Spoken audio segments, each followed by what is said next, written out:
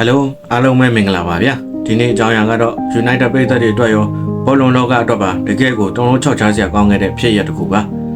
ဒါကတော့ Mason Greenwood နဲ့ United ရဲ့အမှောင်ဆုံးနေ့အကြောင်းတင်ဆက်မှုပဲဖြစ်ပါတယ်ဗျာ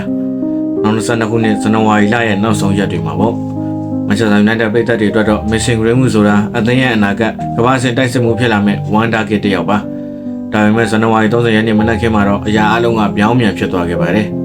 အဲ့ဒီမနက်မှာ Greenwood ရဲ့ရေးစားဖြစ်သူကသူမရဲ့ Instagram story မှာဒဏ်ရာနာတရားတွေနဲ့အသက်မိုင်းချုပ်ကိုတင်ခဲ့ပါတယ်။အဲ့ဒီတမိုင်းတွေနဲ့တပ်ပုံတွေကတကဘာလုံးကိုတုံးလို့သွားစေခဲ့ပြီးလင်မိုင်းဆိုင်ရာကျူးလွန်မှုနဲ့ကိုတိလက်ရောက်စော်ကားမှုဆွဆွဲချက်တွေနဲ့အတူ Greenwood ရဲ့ဘောလုံးသမားဘဝဟာချက်ချင်းဆိုလိုကြောက်ကမ်းပါတဲ့ကျသွားခဲ့ပါတယ်။သတင်းထွက်ပြီးနိုင်ပိုင်းတွင်းမှာပဲ Manchester United က Greenwood ကိုအသိနဲ့အတူလေ့ကျင့်ခန်းဆင်းခွင့်ပွဲကစားခွင့်တွေကိုအကန့်အသတ်မရှိရပ်ဆိုင်းလိုက်ပါတယ်။ရတဲ့ဘွဲကသူ့ကိုဖမ်းဆီးစစ်ဆေးခဲ့ပြီးနန်ဂီလိုမျိုးအဓိကစမွန်စာတွေကလည်းစာချုပ်ပြတ်သိမ်းခဲ့ကြပါတယ်။ United ရဲ့နာဂလူယူဆရတဲ့ကစားသမားတစ်ယောက်ဟာတနေ့တည်းမှာပဲအသင်းရဲ့လူချင်းကနေပျောက်ကွယ်သွားခဲ့ရပါတယ်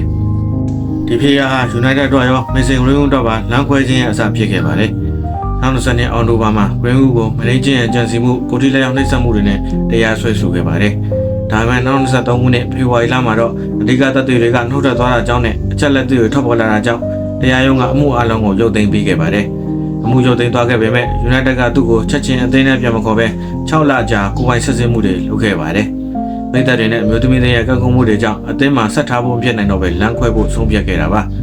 ။ဒီဖြစ်ရာ United ရဲ့ဝစ်လဲကန်းပေါ်မှာတကယ့်ကိုကြီးမားတဲ့ရိုက်ခတ်မှုရှိခဲ့ပါတယ်။အသင်းရဲ့တိုက်စစ်ပိုင်းမှာအားထားရဆုံးဇာတ်သမားတစ်ယောက်ကိုဆုံးရှုံးလိုက်ရတယ်လို့အသင်းရဲ့ဂုဏ်သိက္ခာပိုင်းမှာလည်းတော်တော်လေးထိခိုက်ခဲ့ပါတယ်။အဲ့ဒီရာသီ United ရလက်တွေစိုးသွားရခြင်းရဲ့အဓိကအကြောင်းရင်းတွေထဲမှာဒီရှုပ်တော်ပုံကလည်းတစ်ခုပါဝင်ဖြစ်ခဲ့ပါတယ်။နောက်2023ရာသီမှာစပိန်ကလပ်ဂီတာဖေးကိုငှားသွားကစားပြီးချွေစွမ်းပြနိုင်ခဲ့လို့လာလီဂါရဲ့တစ်နှစ်တာအကောင်းဆုံးကစားသမားဆုတွက်တောင်စကားတင်စည်းရင်းဝင်ခဲ့ပါတယ်။နောက်14နွေရာသီမှာတော့ United ကသူ့ကိုပြင်သစ်ကလပ်မာစီးထံပေါင်26တန်းဝန်းကျင်နဲ့အပြီးသက်ရောင်းချခဲ့ပါတယ်။ဒါဟာ United နဲ့သူ့ရဲ့ကြားက15နှစ်ကြာပတ်သက်မှုကိုအပြီးတိုင်ဖျက်တောက်လိုက်တာပါ။သူဟာမာစီးမှာအဓိကကစားသမားတစ်ယောက်ဖြစ်အခြေကျနေပြီးဥရောပရဲ့ကိုတင်ကောင်းဆုံးတိုက်စစ်မှုစီးရင်နဲ့ပြန်ပါလာပါတယ်။ United ကသူ့ကိုရောင်းချစဉ်က10 on clause နောက်ချင်းပြန်ရောက်ရင်ရာဂိုင်နှုန်းရမယ့်ချက်ကိုထည့်ထားတာကြောင့်သူတခြားကလပ်ကိုပြောင်းရင် United ကပတ်စံထပ်ရအောင်ပါ။ International level မှာတော့အင်္ဂလန်အသင်းကသူ့ကိုပြန်ခေါ်ဖို့ညှင်းဆန်ထားချက်ဖြစ်တာကြောင့်သူကဂျမေကာနိုင်ငံလက်ရွေးစင်အသင်းအတွက်ပြောင်းလဲကစားဖို့စဉ်းစားနေပါတယ်